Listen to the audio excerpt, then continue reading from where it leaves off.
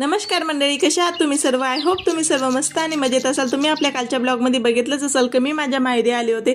आज सकाळी सकाळी छान रेडी होऊन आम्ही आलो होतो लोहगड नांद्रा येथे महादेवाच्या दर्शनासाठी। तसं मी लहान असताना आम्ही इथे नेहमीच यायचो, पण आता तेवढा वेळही भेटत नाही आणि येणंही होत नाही। तसं आम्हाला यायला खूप जास्त दिवस झाले होते आणि तेव्हा रियांश खूप छोटा होता।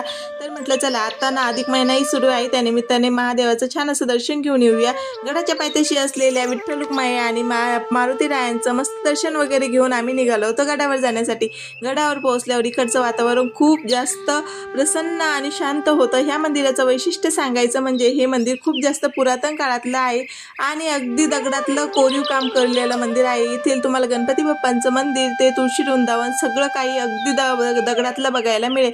मंदिरामध्ये गेल्यावर मंदिरातल्या खांबावर केलेलं नक्षीकाम, तिथली कलाकृती खूप जास्त छान आहे, मनाला अगदी प्रसन्न करणारी आहे।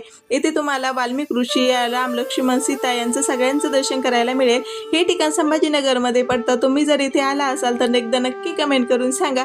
मस्त छान असं गणपती बाप्पांचं आणि नंदी महाराजांचं दर्शन घेऊन आम्ही महादेवाच्या मंदिरात आलो। महादेवांचं दर्शन वगैरे घेतलं, पूजा वगैरे केली। इथली तुम्हाला एक अमेझिंग गोष्ट सांगायची म्हणले, इथली तुम्हाला अगदी पाण्याची टाकी सुद्धा दगडातली बांधलेली मिळेल, बघायला मिळेल। इथे ना हे स्थळ लव अंकुश यांचं जन्मस्थळ मानलं जातं।